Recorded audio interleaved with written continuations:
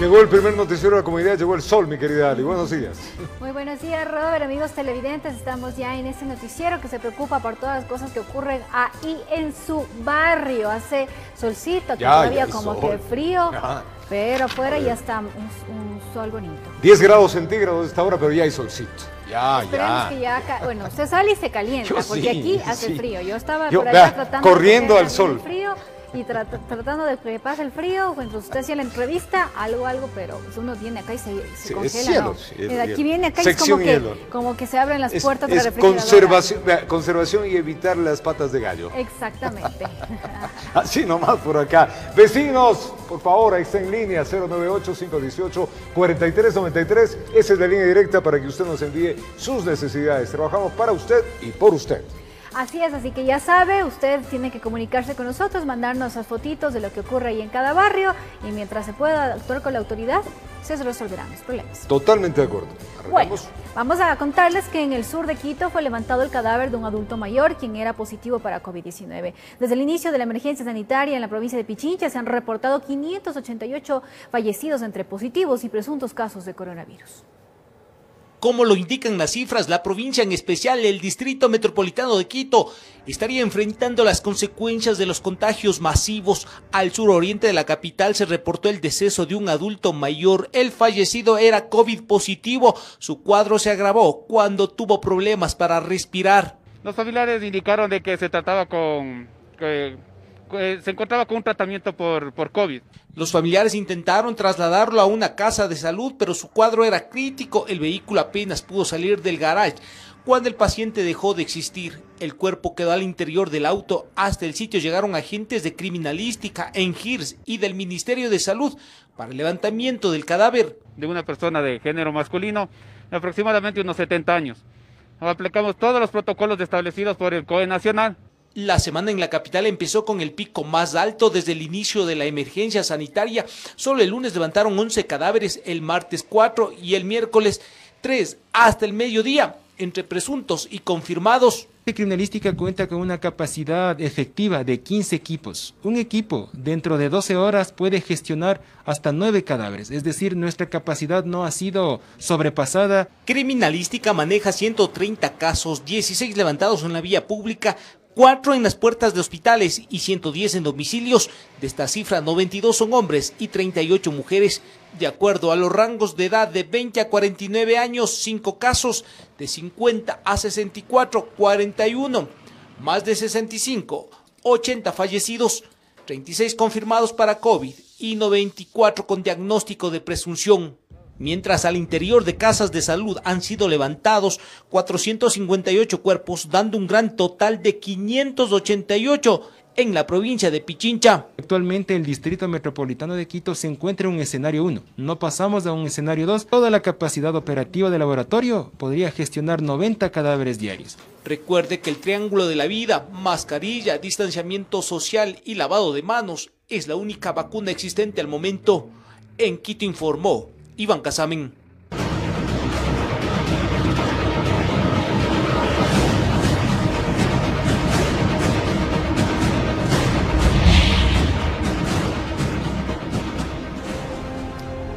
Este es un nuevo segmento que tenemos aquí en Comunidad, el por qué la indisciplina ciudadana, el por qué ustedes vecinos no cumplen con las medidas de bioseguridad, el por qué tanto problema que conlleva a que ciertos sectores del Distrito Metropolitano de Quito tengan mayores índices que otros. Y es por ello que vamos a empezar un recorrido justamente por las parroquias con el mayor número de infectados. Hoy Adriana Rojas se encuentra en el sector de Marta Bucarán. Este sector supera los 800 casos positivos. Adriana nos va a contar. Buenos días, Adriana, adelante. Robert, amigos televidentes, una excelente mañana para todos ustedes. Así es, nosotros desde muy temprano ya empezamos este recorrido acá por la parroquia de Chillogallo, exactamente en la avenida Marta Bucarán, acá en el sur de la capital. Y es que es una de las parroquias del Distrito Metropolitano más afectadas por los casos positivos de COVID-19 registrados según los informes del COE cantonal. Exactamente 892 casos positivos según el corte. Hasta el día de ayer esta cifra aumentará en las próximas horas según el nuevo reporte. A esta hora este es el panorama que se registra acá en la avenida Marta Bucarán.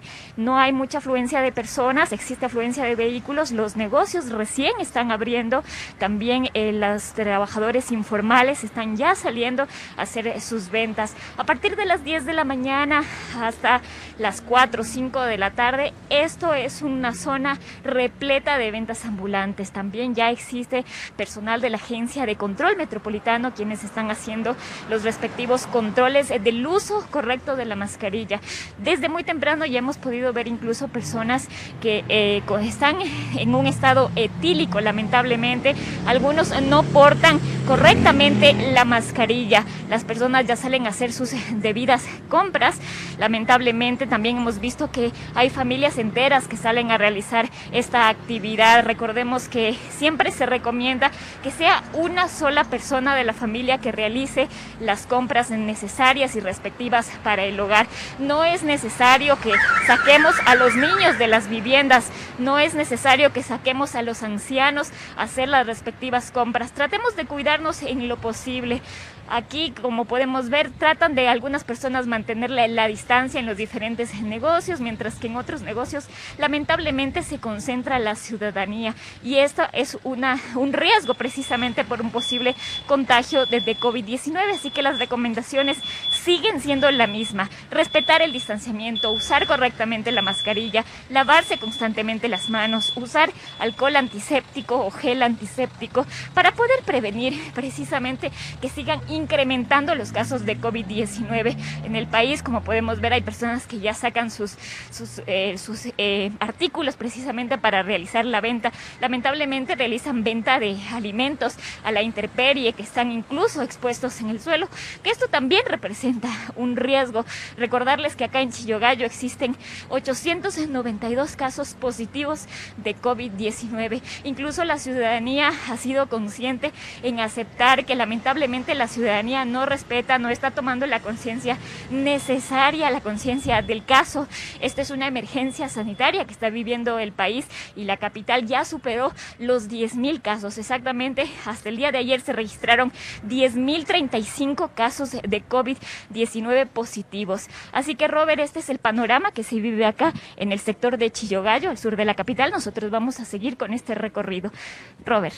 Gracias, Adriana Rojas, dando una panorámica de ese sector de Marta Bucarán, muy cerquita de Chillogallo, donde existe indisciplina social, donde hay problemas graves y el contagio está comunitario. Más adelante estaremos registrando en otras parroquias también lo que sucede y evidentemente dando a conocer las alternativas que debe tener la ciudadanía. Ali.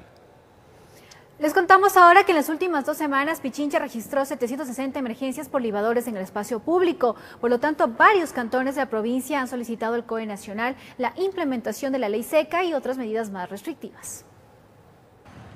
Es una situación crítica que atraviesa la provincia de Pichincha por el creciente número de contagios. A esto se suma el irrespeto de una parte de la población a las medidas de bioseguridad. Por lo tanto, autoridades de varios cantones han elevado al COE Nacional peticiones que por el momento solo ha sido aprobada una: el cambio de horario del toque de queda en Mejía, Rumiñahui y Cayambe. Se queda en el toque de queda que estaba establecido para Quito, que sería desde las 9 de la noche hasta las 5 de la mañana. En otros cantones como San Miguel de los Bancos y Pedro Vicente Maldonado, fue negada la petición del cambio del toque de queda. Juan Zapata, director del ECU 911, quien forma parte del COE Nacional, explica las razones. No creo que sea lógico, Pedro Moncayo, que tan solo tiene, afortunadamente, 23 contagios. Se le puso en estudio para irlo analizando en las siguientes reuniones. La solicitud de implementación de la ley seca la han hecho en varias oportunidades 6 cantones de la provincia, pero no ha sido aceptada. Quito volvió a solicitar esta medida. En las últimas 2 semanas, Pichincha registra 760 emergencias por libadores en el espacio público. Que son los viernes, sábados y domingos de 19 hasta las 12 de la noche, en donde tenemos la mayor cantidad de inconvenientes. La insistencia de las autoridades de medidas más restrictivas para ciertas localidades responde a las cifras de aglomeraciones. En Quito se incrementó en un 20%, al igual que en los cantones cercanos. El reporte de fiestas es de 250 en los últimos 15 días. No es la primera vez que las solicitamos, las venimos solicitando ya en los meses anteriores, pero siempre acataremos las disposiciones del COE Nacional. El COE Nacional sí debería escuchar las sugerencias que hacemos las personas que nos encontramos en el territorio. Hasta la fecha, Pichincha registra 11.079 casos positivos de COVID-19. 8 cantones de la provincia están en amarillo. En Quito se aplican medidas diferenciadas. Informó Priscila Cadena. Vamos donde está Sofía Vintimilla, en el terminal El Labrador del trolebús. Ahí se está realizando evaluaciones de movilidad durante este primer mes de semáforo amarillo acá en el Distrito Metropolitano. Sofía, buen día, adelante. Roberto, amigos, que tengan un excelente día. Importante la información del día de hoy, puesto que ustedes ven en imágenes que hasta el momento, a esta hora, no hay mayor presencia de ciudadanos como habíamos visto en otros momentos cuando sí habían unas largas filas que llegaban a esta zona. Han dicho las autoridades que se debe también a que muchos de los usuarios del transporte público ahora optan por otros medios y medios alternativos de movilidad como la bicicleta, inclusive caminar y también el taxi. Hay que tomar en cuenta que hay varios horarios ahora diferenciados, hay varias alternativas como el teletrabajo, por supuesto, y el comercio informal también opta por el desplazarse en sectores cercanos a sus viviendas, según lo que hemos podido constatar varias veces que hemos evaluado estas zonas donde existe mucho comercio informal, y de allí también se puede deber a que ustedes vean las unidades en estos momentos en imágenes con muchas de las sillas vacías. Pero para ampliar información y también saber el balance de cómo han transcurrido estas primeras semanas del semáforo amarillo con el transporte público, vamos a hablar con el subgerente representante ahora de la empresa metropolitana de pasajeros para que nos amplíe la información.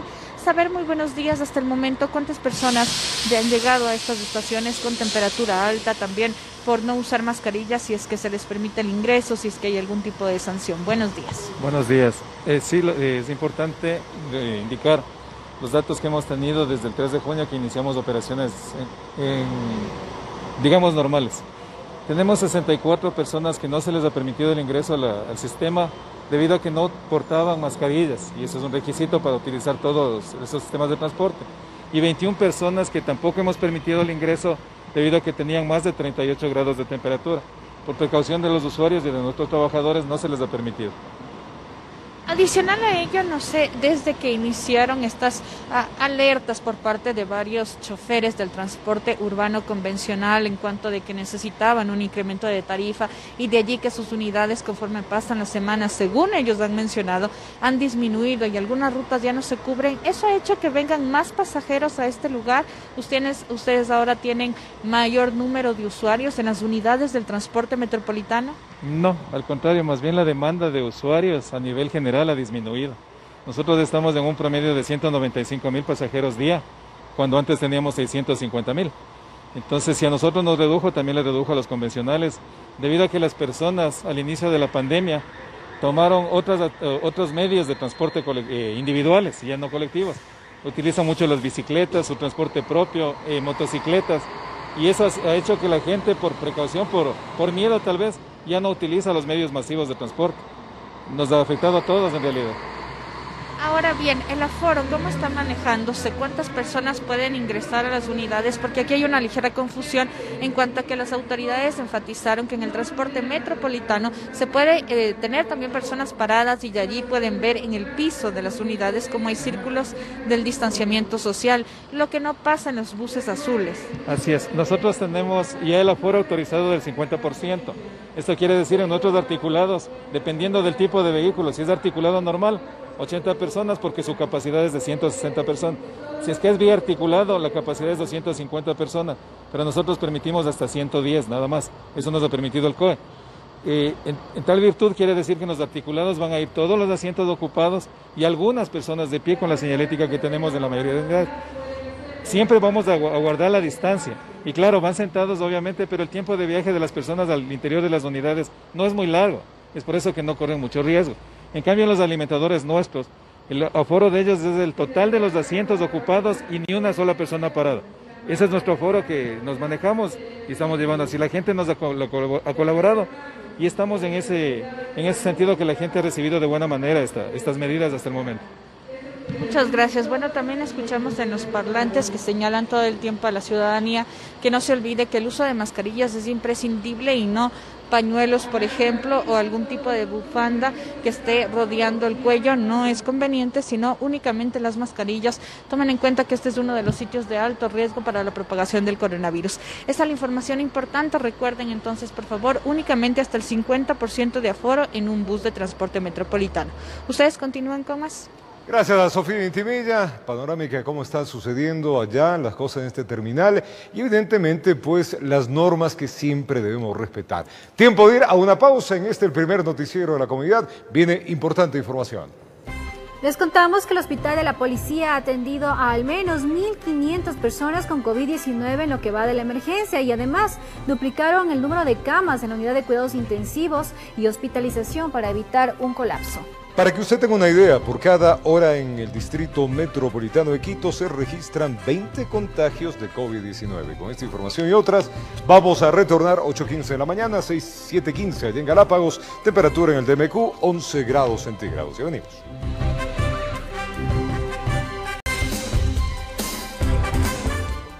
Seguimos con más información. 1.500 personas con coronavirus han sido atendidas en el Hospital de la Policía en lo que va de la pandemia. Los directivos de esta casa de salud aseguraron que duplicaron las camas de la unidad de cuidados intensivos y hospitalización para evitar el colapso en el sistema.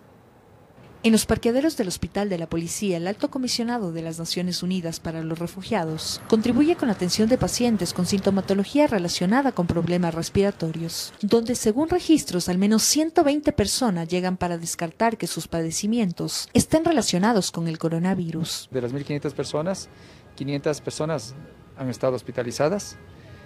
De ellas, 40 personas han fallecido. Sin embargo, los médicos reconocen haber buscado todas las alternativas para evitar que la cifra de decesos incremente. Trasladar a otros hospitales, entre ellos el hospital de Guayaquil. Es mejor el traslado para allá.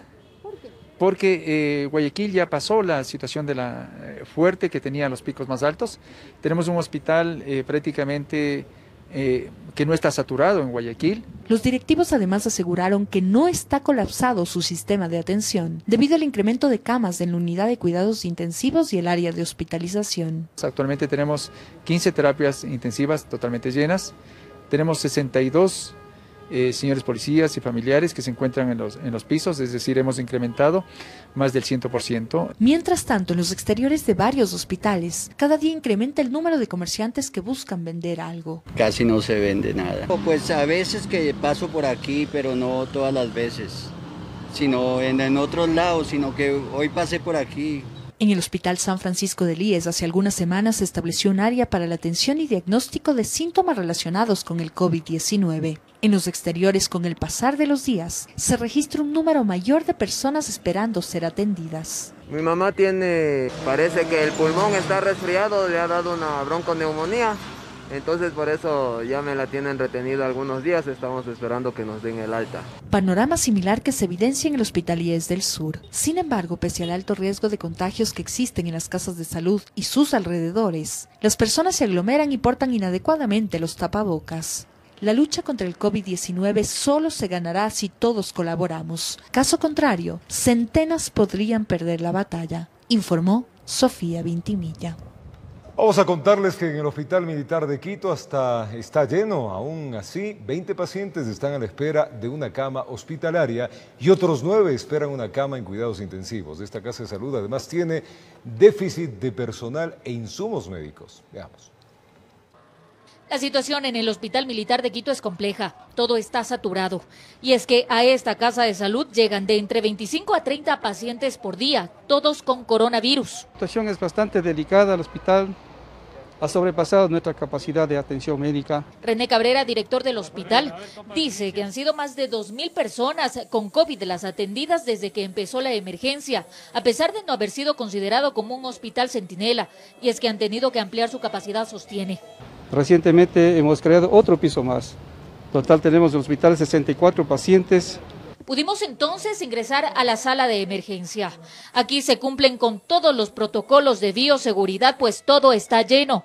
Hay pacientes muy graves con coronavirus que están a la espera de una cama hospitalaria. En espera de cama hospitalaria están aproximadamente 16 a 20 pacientes. Aquí, únicamente en el área de emergencias del Hospital Militar hay al menos 23 pacientes, todos ellos con COVID, de los cuales al menos 9 están a la espera de una cama de cuidados intensivos. Tenemos la emergencia llena, saturada, pacientes ventilados en emergencia, pacientes llenas de la terapia intensiva. Pero la saturación de pacientes no es lo único a lo que se tienen que enfrentar. También hay déficit de medicinas e insumos médicos. Hemos orientado nuestros recursos a proporcionar medicinas y también equipos de protección personal tenemos deficiencia, así como también falta de talento humano, porque se nos han contaminado enfermeras, profesionales. Hasta el momento, únicamente en esta casa de salud se registran 52 fallecidos por COVID-19. Con cámaras de Jorge Albuja, informó Marilyn Jaramillo. Y más de una queja ha sido publicada en redes sociales sobre lo costoso que resulta la atención médica a causa del coronavirus en casas de salud privadas. Varios de estos casos incluso han llegado hasta instancias en donde han tenido que intervenir la Defensoría del Pueblo. Si usted quiere saber el valor promedio que debería pagar al ser atendido en una clínica particular, no se puede perder la siguiente nota. Es de todos conocido que si vamos a una casa de salud privada debemos pagar un valor por la atención recibida. Más en medio de la pandemia se ha vislumbrado que los costos por tratar a un paciente con coronavirus ha llegado a sumar varios miles de dólares. Los costos ya de clínicas y los costos de insumos, de medicamentos, del oxígeno, de las vías, de todo lo que significa atender a un paciente en esas condiciones, son costos que están ahí y que tienen un tarifario y que tienen un precio, etc. En torno a ello expusimos al presidente de la Federación Médica Ecuatoriana algunos valores que promediarían en clínicas privadas por atender a pacientes de COVID-19. En ese sentido corroboró que la información se aproxima bastante bien a la realidad. Así tenemos que, en un nivel leve por 5 días de atención, los costos podrían llegar a los $1.887. En un nivel intermedio de 5 a 31 días de atención, los valores podrían sobrepasar los $12.000. Mientras que, si es un nivel severo y la atención se extiende por más de 31 días, los costos incluso escalarían los $70.000. Ahora, ¿qué sucede si usted o alguien de su familia no encuentra atención en el sistema de salud público y acude a un centro hospitalario privado sin que los recursos le alcancen? ¿Puede ser atendido o no? Es obligación de toda casa de salud atender a una persona que padece COVID-19. Y no puede ser ni obstáculo ni limitación el hecho de que primero pague y luego lo atienda, porque eso estaría vulnerando un derecho primario, fundamental, como es el derecho a la salud. Con esto coincide el titular de la Federación Médica Ecuatoriana, pues señala que por ningún concepto se puede dejar de atender a un paciente con COVID-19. No entra en este problema que estamos viviendo de COVID, ni siquiera pensar que una clínica pueda rechazar la atención de un paciente bajo ningún punto de vista. El paciente tiene que ser atendido y luego tendrá que verse, ya se cruzarán las cuentas, como hemos hablado con la parte de la autoridad sanitaria, para que se recuperen costos de este tipo.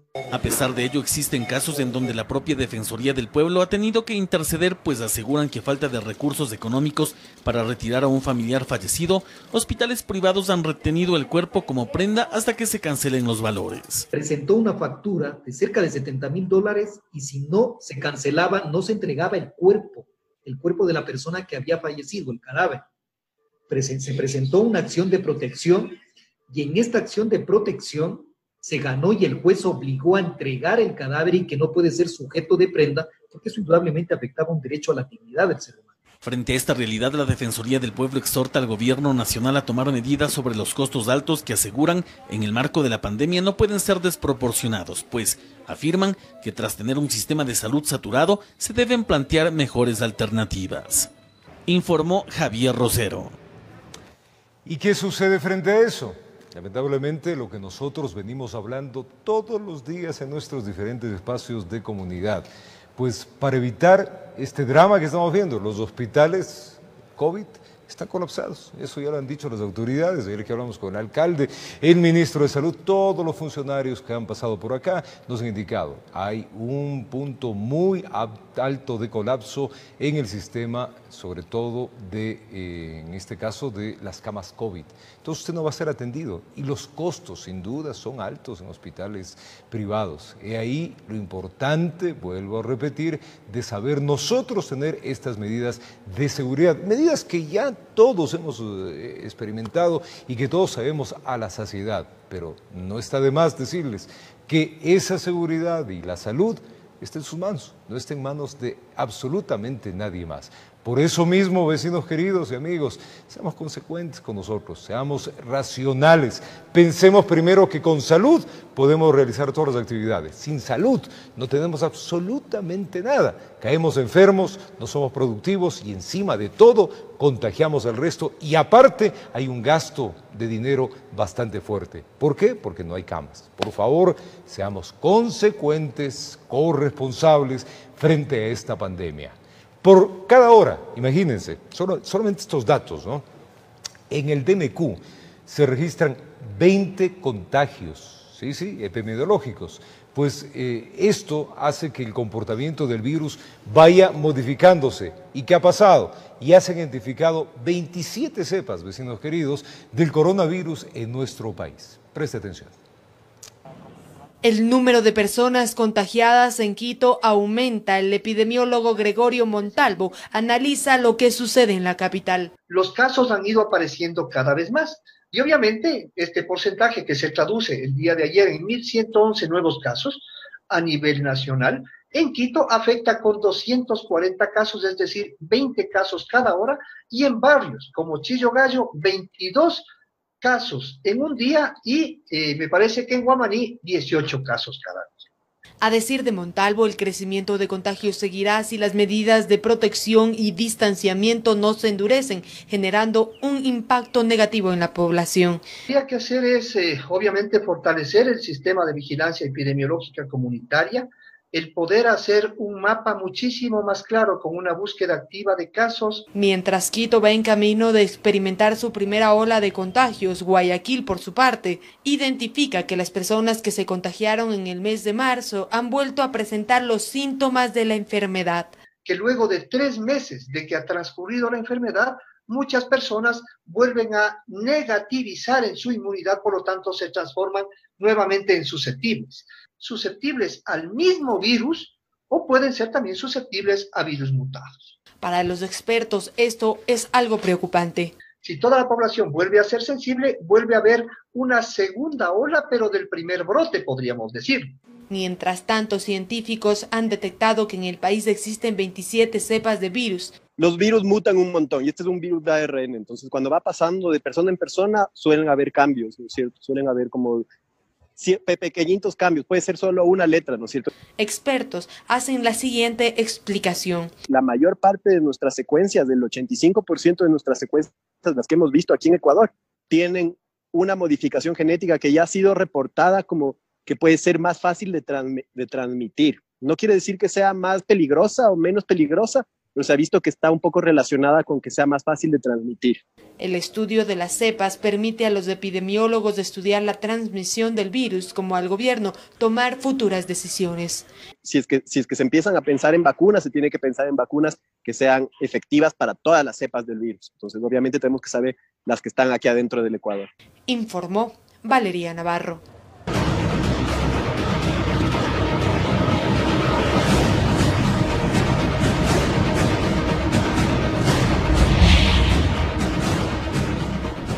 Qué complejo esto de lo que nos hablan los epidemiólogos, ¿no? O sea, realmente por eso hay que generar conciencia. Para llegar a una vacuna de esto, hay que llegar a todas, ¿no? Porque se encuentra a la una, pero ya saltó a la otra.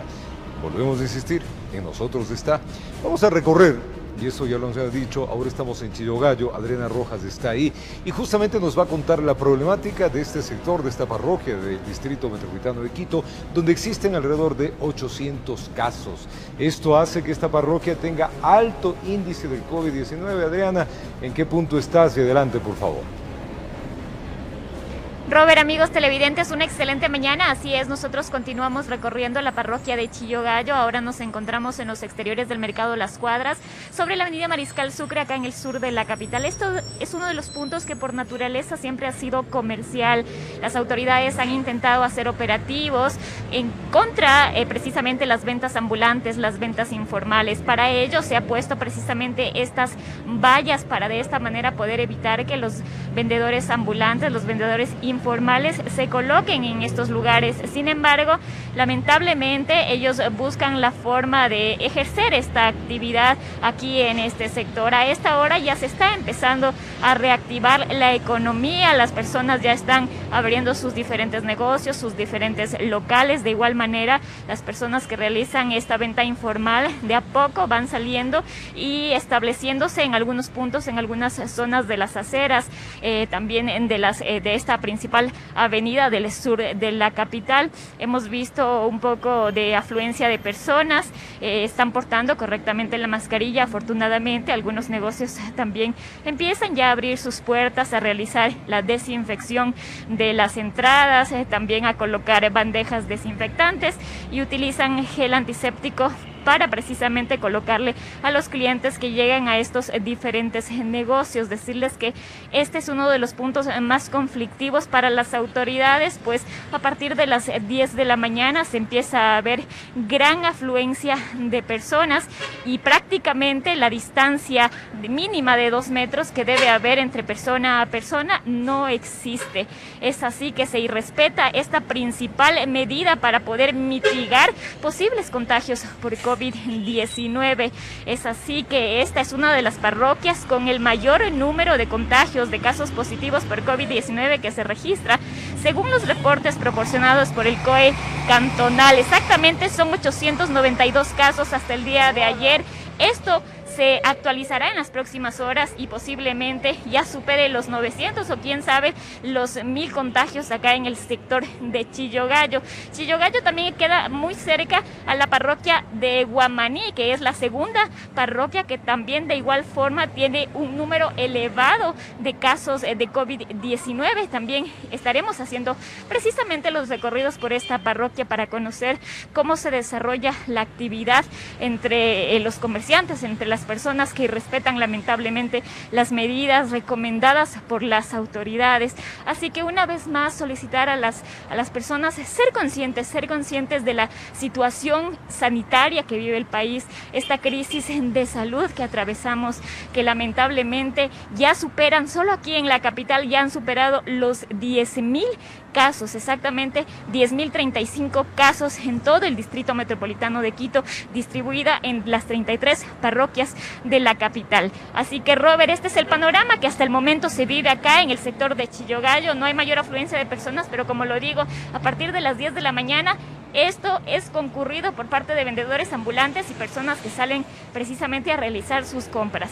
Y ahí el detalle, mira cómo la señora en tu espalda dejó caer en el suelo justamente esa bolsa donde seguramente lleva productos. Al caer en el suelo y no tener las medidas de bioseguridad, evidentemente esta señora que está cruzando a la derecha tuya, evidentemente va a tener algún problema si no le limpia esa bolsa. Lamentablemente esos son los detalles de bioseguridad. Gracias, Adriana, ella sigue recorriendo esta parroquia, pero miren, en un solo detalle, vieron ustedes cómo puso en el suelo. ¿Cuántas veces hemos dicho los escupitajos, los problemas que tenemos de falta de limpieza? He ahí por qué se ocasionan y por qué también se lo transmiten. Así que, por favor, vecinos en Chillogallo, cuidémonos. De veces que sin saber cómo hemos escuchado pues, en los reportajes como varios enfermos de COVID-19 que ya han salido adelante en esto, nos han dicho, no sabemos cómo, quizás en el mercado me saqué un ratito la mascarilla y ahí fue el contagio. Hay que extremar las medidas,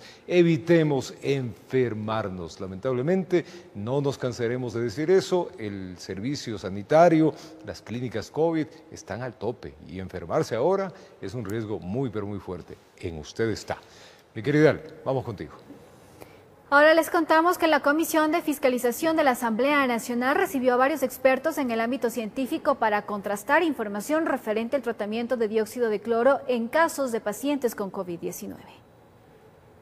Luego que en esta misma comisión legislativa se convocó hace varios días a brindar su testimonio a personas que avalaron que el dióxido de cloro puede servir como tratamiento para el coronavirus, este 15 de julio fue el turno de varios científicos para refutar esta teoría. Quizás no haya matado a alguna persona que lo consumió, pero eso no quiere decir que no exista una toxicidad que se manifiesta en diferentes órganos y que incluso puede generar daños irreversibles. El hecho de una sustancia sea tóxica no implica exclusivamente letalidad. También se refiere a daños en órganos que el paciente luego puede sufrir de forma crónica por el resto de su vida. Pero además de estas posiciones, legisladores aprovecharon para recomendar la ejecución de una investigación de otros tipos de tratamientos para coronavirus, no necesariamente que tengan que ver con el dióxido de cloro. Nuestros hermanos áquilas que han sido contagiados con COVID-19, lo estamos superando hasta el momento, sin necesidad de acudir al hospital o utilizar medicina química, llamémoslo de esa manera. Otra de las dudas presentadas a los científicos estuvo enmarcada a explicar la diferencia entre el dióxido de cloro y el ácido hipocloroso, pues este segundo también estaría siendo recomendado para aquellas personas que padecen COVID-19. En términos muy sencillos, el dióxido de cloro es un gas que se puede disolver en agua, se puede mezclar en agua, mientras que el ácido hipocloroso es un compuesto que por su naturaleza siempre está en el agua. Ambos son desinfectantes, ambos se recomienda no beberlos. De otra parte, también se resaltó la importancia de la investigación y el ensayo clínico para determinar la eficacia de un medicamento. Esto debido a que si no se tiene registro de la experimentación que compare la sustancia con la eficacia, se podría incurrir en errores irreversibles para la salud. Siempre debe haber un comparador, siempre. Si yo quiero afirmar que la sustancia es buena, es eficaz, tiene que haber un grupo comparador. Caso contrario, no se puede hacer ningún tipo de afirmación. En general, la constante de los científicos durante las comparecencias fue el rechazo al dióxido de cloro como químico apto para el consumo humano, y peor aún, como tratamiento para enfermedades, informó Javier Rosero. Es tiempo de revisar lo que les tiene con dolor de cabeza en nuestras redes sociales, Ali. Vamos a ver qué es lo que pasa en los distintos barrios con nuestros amigos televidentes. Mire la bioseguridad en el trole de la ciudad. Ahí está. Pero, se me fue. Vea la manito. Ahí está. Vea. El candidato seguro, ¿no? Ay. ¿Qué les digo? Pero no solamente uno, son varios. En fin, ¿qué hacer con la autoridad? Aquí sí es la autoridad, ¿no? O sea, hay una corresponsabilidad, pero la autoridad, si ya no hacen caso los ciudadanos, bueno, que la autoridad, no sé, ¿será que estoy yo equivocado? Creo que ahí tiene que ir con guantes. O sea, con todo. Sentaditos. Es que no es, eso, sentaditos. Imagínate. Sentaditos, o sea, sentaditos. En el trole. Sentaditos, no hay cómo. Se supone estaban controlando. ¿Qué le diré? Por favor, pediré ayuda. Les comento que la situación de... Tengo un niño que este año tiene que ingresar primero de básica, pero aquí el inconveniente es el Ministerio de Educación. Dice que mi niño tiene que tener cumplidos los 5 años de edad el 1 de septiembre, si no tendrá que ingresar al inicial. Bueno, tiene que cumplir lo que dice el Ministerio, pues. No hay más. O sea, eso claro. está así. Hay mucha gente que ha perdido, por decirlo así, un año justamente por esto, ¿no? Claro, ¿qué dice? En verdad, pienso que sería injusto que se le niegue la educación por faltar pocos días para que cumpla la edad. Esa es la ley. Es la ley. O sea, esa es la ley. ¿Qué hacemos con lo que dice la ley? Hay muchos que les pasa eso. Claro, ¿qué hacemos? Esa es la ley. O sea, es que justo me falta un día. Eso dice la ley, o sea, ahí el ministerio es muy claro, la ley es muy clara en ese sentido. ¿Me pueden ayudar con algún número para hablar del agua porque no tengo para pagar? Agua potable, o sea, vecino querido, vaya al agua potable y negocie. ¿Qué ahorita quiere? Solo está funcionando por internet, ¿no? Es cierto, está solo por internet. Claro, Mande mensaje. hubo casos de COVID ahí. Pero ya abrieron o no abrieron, creo que ya abrieron, ¿no? De lo que yo sabía, no. Estimados, hago denuncia, bloque 3 de tal, en ta. A ver, pero eso hay que averiguarlo, ya nos dirán. Buenos días, TVC, me parece injusto que la pensión alimenticia sigan cobrando lo mismo si no hay trabajo. La ley dice también un porcentaje, tiene ya. Hicimos un reportaje de eso ahorita. Exactamente. Y precisamente de eso vamos a hablar después. Claro, ahorita. Después del corte vamos a poner esa nota. Preste atención de lo que tiene que hacer. El vecino dice que se quedó sin trabajo y no tiene plata. Bueno, preste atención con lo que viene. Buenos días, tengo una inquietud. Registré las placas del auto para comprar el tag del peaje Rumiñahui, pero dan turno para el día 12 de septiembre. No entiendo si dice una vez registrado el vehículo, tiene un plazo de 15 días para comprar el tag. No pongan la multa, pero si dan el turno para casi 2 meses, igual van a poner la multa. A ver, es una buena inquietud, ¿no? Exactamente, que sería bueno que nos ayuden a resolverla. Que alguien de la prefectura, claro, una buena inquietud, o sea, le ampliaron al 12 de septiembre, o sea, no va a tener el plazo de 15 días. Exactamente. Ya, interesante eso, ya nos dirán. TBC en la Mariano Godoy y Machala, al norte de Quito, hay un basurero, es un foco infeccioso, hay muchos negocios, no abastece al sector. Importante. O sea, hay que ver que se esté sacando también la basura los días que corresponden, ¿no? Claro. Para que no se amontone. Pero bueno, dice que hay un foco infeccioso, deberían ir las autoridades a verificar eso. A retirar la basura, ¿no? Buenos días, por favor, ¿dónde puedo acudir? Estoy embarazada y estoy teniendo síntomas del COVID. Llamo al número de emergencia, pero no me ayudan. Embarazada y con COVID, complicado. A ver, tiene que acudir, si no, al dispensario del barrio. Exactamente, los centros de salud. Claro, centros de salud para que les diga, si no le llaman, vaya usted mismo y acuda, directamente, vaya usted mismo y acuda. No espere únicamente que acuda a la autoridad de su casa, sino usted mismo, de una vez vaya allá. Buenos días, solicito que me ayuden, arreglo el hueco, calle Joaquín Tipantuña y Antonio Jaramillo, ya que son calles bastante con afluencia vehicular. Este hueco crece, mire este hueco. Va creciendo. Va creciendo. Vea. Se va a dañar la calle ahí. Ya está dañadita. Ya está. Ahí está el pie del vecino que ha tomado la foto, para que vean la dimensión del hueco, ¿no? Bueno, y finalmente, ¿qué me dicen por acá? A ver, buenas tardes, disculpe, necesito que me ayude con este barrio San Martín de Tambo en el Inca, en la cancha Tienda Tai. Se llama la tienda todo el fin de semana, hay peleas porque venden licor. Contaminado, digo, de contrabando, y hay mucha gente sin mascarilla, toda la noche pasa abierto y hay peleas, mucha gente todo el fin de semana. Hemos llamado al ECU 91 para que nos ayuden mandando a hacer control, nunca han llegado ningún policía, por eso acudo a ustedes. ¿Qué es eso? Este vecino ya se ha cansado, vean eso. ¿Dónde es eso, dijo? En el Inca. En el Inca. Vea eso, pero vea qué lindo. Pero qué irresponsabilidad, foco, ¿no? Qué pero irresponsabilidad de la gente, o sea, vea. yo no entiendo. Qué lindo foco de contagio. Autoridades. Esto es, ¿dónde es? Barrio en San Martín, Tambo, en el Inca. En la cancha Tienda Carmen se llama. Ahí es. Y la señora de la tienda también no le dará miedo tener tanta gente así, sin las Pero medidas de vea seguridad. eso. Qué barbaridad, qué irresponsabilidad. Qué bárbaro. Esto es lo que, por eso mismo, la gente no es corresponsable. O sea, les vale realmente su seguridad y les vale la del resto. Esto pasa en San Martín, Tambo, en el Inca. Autoridades dicen que han llamado, por ahí. Ya les han llamado y no han ido, por eso acuden a nosotros. Exacto, por eso, por Dios, vayan a hacerles un control ahí. O sea, imagínate, qué foco de infección. Todo y qué irresponsabilidad de las personas que venden el licor. O sea, hay veces que uno ya dice, vea, la autoridad poco puede hacer frente a la propia conciencia de cada uno de nosotros. Yo digo que, en serio, ¿no le dará miedo a la señora venderles a ellos? A la señora parece que no le interesa la vida de los demás, o el señor, entonces hay que ganar un dinerito a cuestas de la salud. También eso es terrible. Vamos para pausa. Nos vamos a un corte comercial y regresamos y les vamos a tener información importante. Les vamos a contar que según las estadísticas, en los últimos meses en el Ecuador el pago por pensiones alimenticias bajó en un 34%. Los factores sería falta de empleo y también las distintas formas de pago por este concepto que no están muy claras. Es que ya se han perdido 240.000 empleos, ¿no?, en nuestro país desde marzo hasta la primera semana de julio, esto debido a la pandemia. Les vamos a contar al retornar todo esto y más en el primer noticiero de la comunidad. Una breve pausa, 8:48 en la mañana.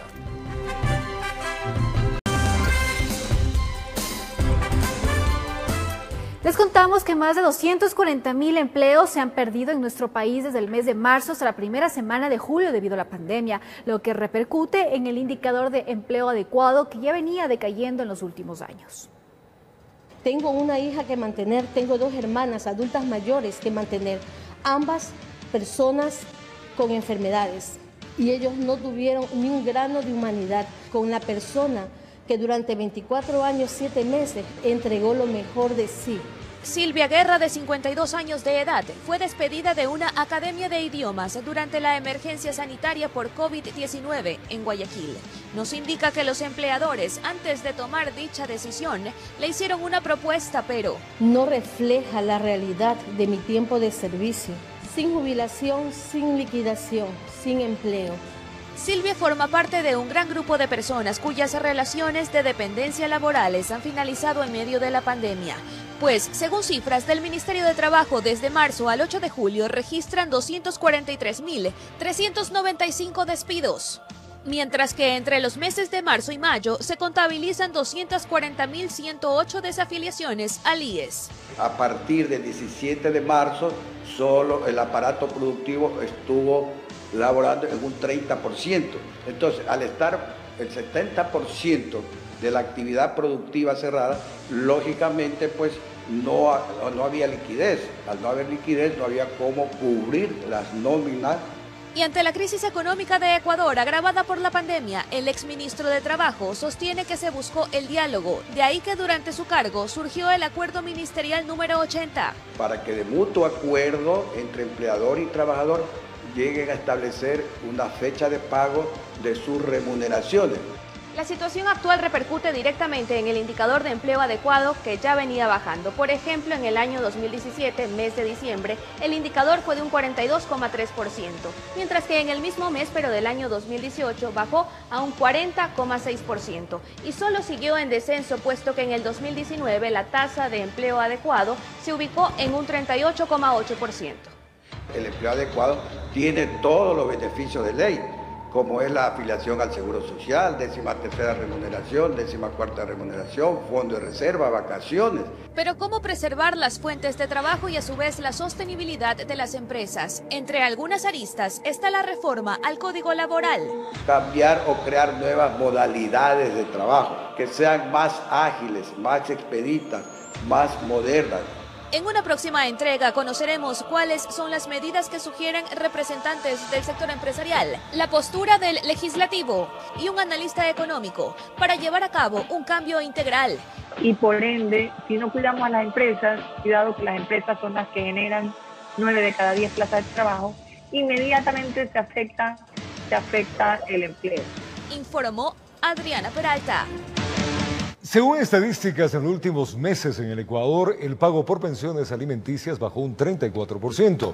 El principal problema, amigos, sería la falta de empleo y el poco acceso a distintas formas de pago por este concepto, situación que perjudicaría principalmente a los menores de edad.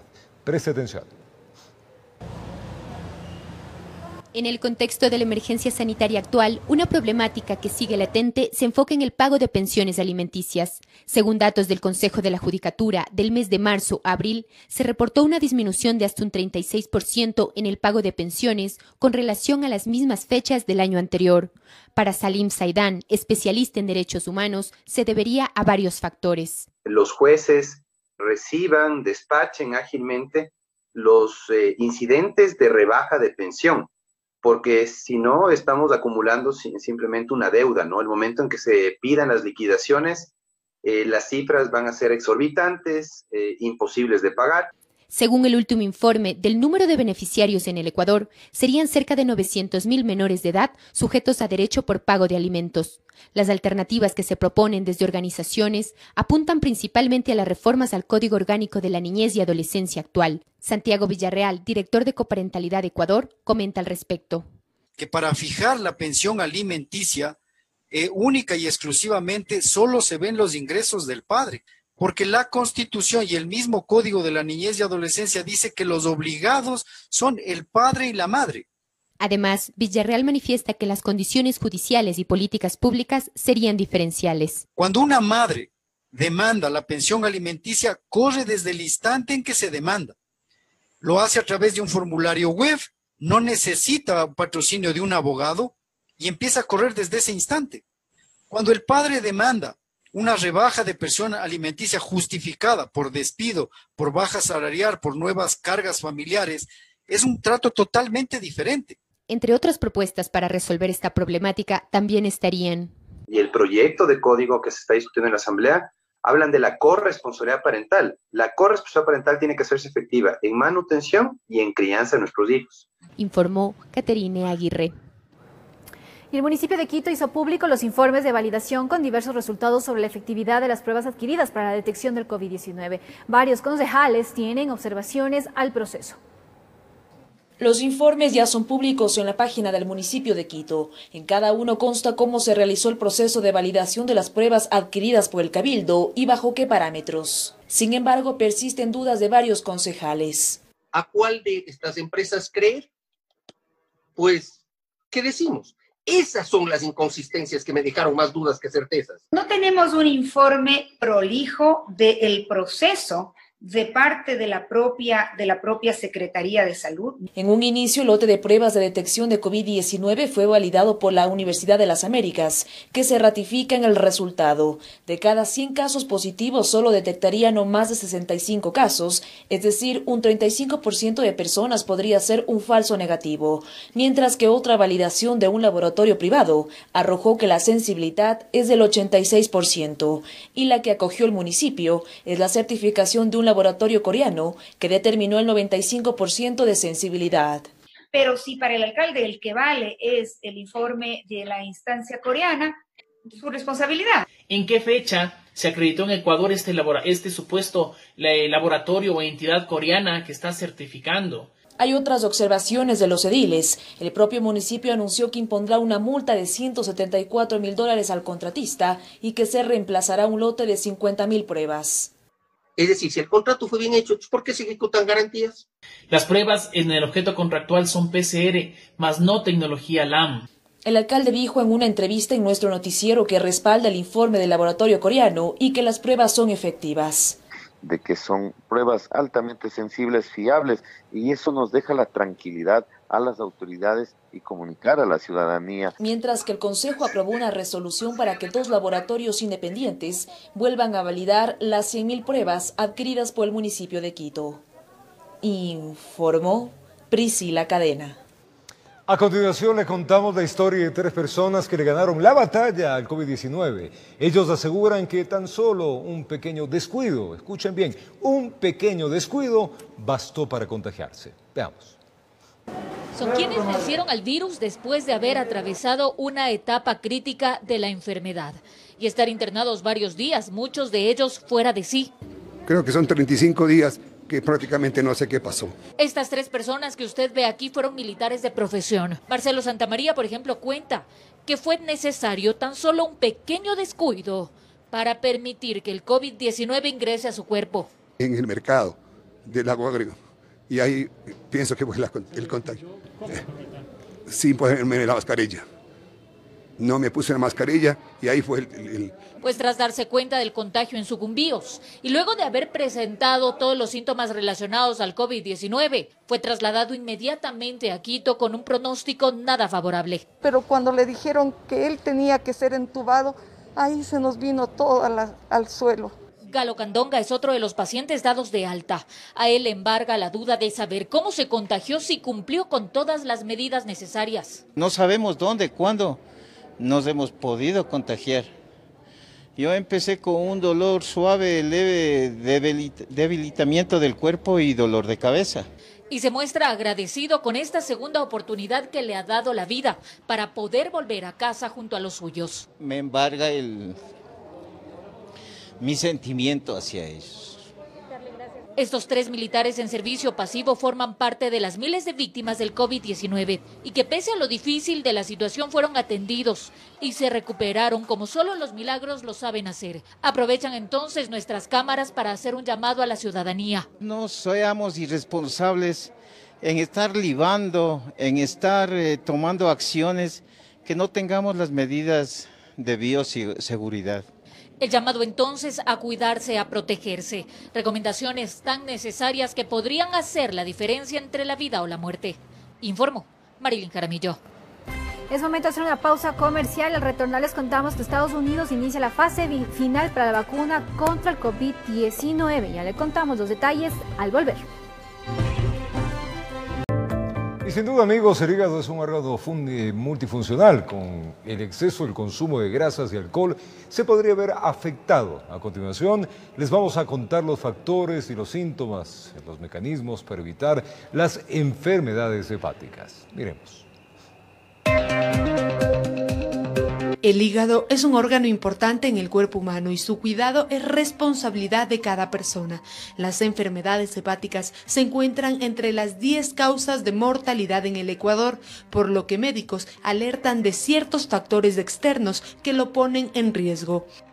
Son causadas por medicamentos, por el alcohol, por productos naturistas, medicina alternativa e incluso homeopáticas. La mayor causa que hace que este órgano no empiece a funcionar bien es el consumo excesivo de grasas. Y el hígado graso justamente tiene factores de riesgo como son el sobrepeso, la obesidad, los malos hábitos dietéticos, el colesterol, los triglicéridos elevados, ¿sí? Y aquellos pacientes que tienen diabetes tienen como un mayor grado o chance de desarrollar este tipo de afección hepática. Para esto se recomienda comer sano, realizar ejercicios, tomar bastante agua, evitar las dietas detox, entre otros. El segundo elemento de mayor afectación es el alcohol. El alcohol tiene una afección directa hacia el hígado, ¿sí? Va a depender mucho el tipo de alcohol que consuma el paciente, ¿sí? Justamente no es lo mismo por grado de alcohol el ingerir una bebida blanca, como es el whisky o el vodka, o consumir, por ejemplo, cerveza. Sin embargo, las altas dosis, la alta cantidad que un paciente ingiera hace que este gramaje de alcohol es el que impacta anómalmente en él. Las enfermedades hepáticas son silenciosas y tardan en avisar lo que está ocurriendo en el organismo. Al principio no genera síntomas. Lastimosamente, este es un órgano que aguanta mucho. Después, cuando el paciente puede generar ya síntomas, este va a causar un dolor debajo de la costilla derecha, una sensación de pesadez en este mismo sitio. El paciente puede tener decaimiento, falta de apetito, y cuando ya el paciente presenta un color amarillo o ictericia, ya es una señal de alarma. La hepatitis B y C, en cambio, se producen por un contagio viral que es transmitido de la siguiente manera.